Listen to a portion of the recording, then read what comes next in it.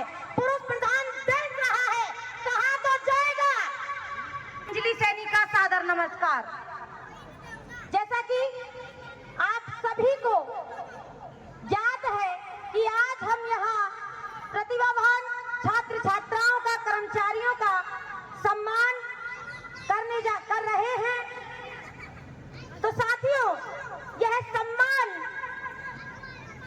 प्रतिभाओं का सिर्फ यह सम्मान नहीं है, यह एक जिम्मेदारी है आगे के भविष्य की रणनीति तय करने की। वह रणनीति आर्थिक रूप से हो सकती है, सामाजिक स्तर से हो सकती है, राजनीतिक स्तर से हो सकती है। मेरे पूर्व के वक्ताओं ने सब कुछ आपको विस्तार से बता दिया है, कहने के लिए कुछ भी नहीं है, लेकिन मैं यहाँ पर बैठी मात्र शक्तियों से कहना चाहूंगी कि यह देश बहुत समय से पुरुष प्रधान समाज रहा है, पुरुष प्रधान देश रहा है, कहाँ तो जाएगा कि महिला सशक्तिकरण की बातें बड़े बड़े मंचों से दोहराई तो जाएंगी, और कहा जाएगा कि महिलाएं तुम आगे आइए, हम तुम्हारे साथ खड़े हैं बहनों। लेकिन याद रखना, अपना हक आपको खुद छीनना पड़ेगा, क्योंकि महिला सशक्तिकरण की बात करने वाले दोगले नेता ही आपको पीछे धकेलने का काम करेंगे। ये बात आपको याद रखनी होगी। अभी हम बात कर रहे थे सामाजिक और राजनीतिकरण की। महामना महात्मा ज्योतिबा फूले, हम महामना महात्मा फूले का नाम बड़े गर्व के साथ लेते हैं, लेकिन उनसे शिक्षा कोई नहीं लेना चाहता। हम कहते हैं नारी शिक्षा पर विशेष ध्यान दीजिए। अरे नारी शिक्षा पर विशेष ध्यान देना है तो महात्मा फूले को, सबसे पहले महात्मा फूले को ढंग से पढ़ने की आवश्यकता है। अगर महात्मा फूले को पढ़ लेते तो पक्षपातपूर्ण, भेदभावपूर्ण रवैया हमें भी देखने को नहीं मिलता।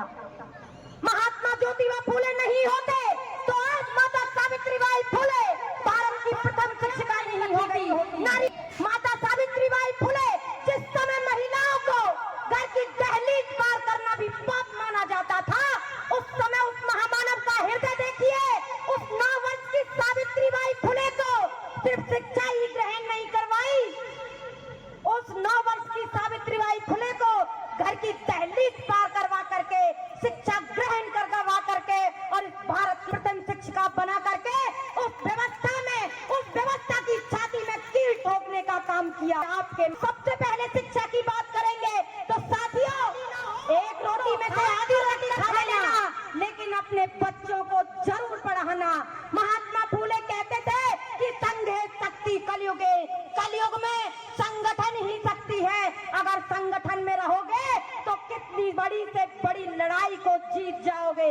हम राजनीति की बात क्यों करते हैं? बड़े बड़े मंच बना लो, बड़ी बड़ी सभाएं कर लो, लेकिन जब तक युवाओं को आगे नहीं आने दोगे, जब तक युवाओं के विचारों को महत्व नहीं दोगे, वो बड़े बड़े मंच, बड़ी बड़ी सभाएं व्यर्थ हैं।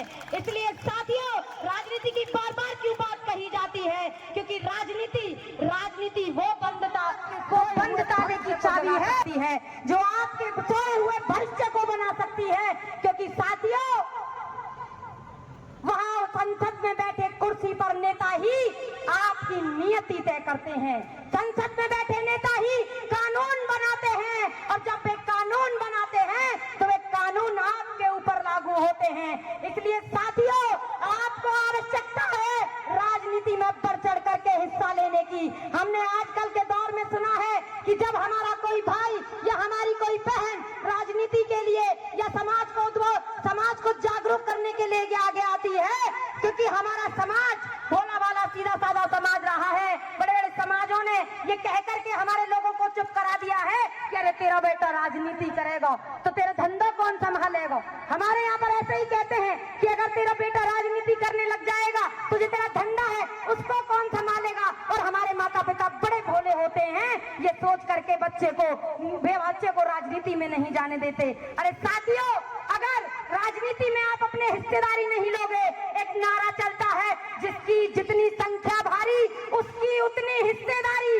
आपकी संख्या आप ही देख लीजिए, आपके टोडा राइजिंग में आपकी संख्या कितनी है और आप किस कुर्सी पर बैठे हो। जिस संख्या में आप हो, जिस भारी संख्या में आप हो, आज आपको विधानसभा में होना चाहिए था।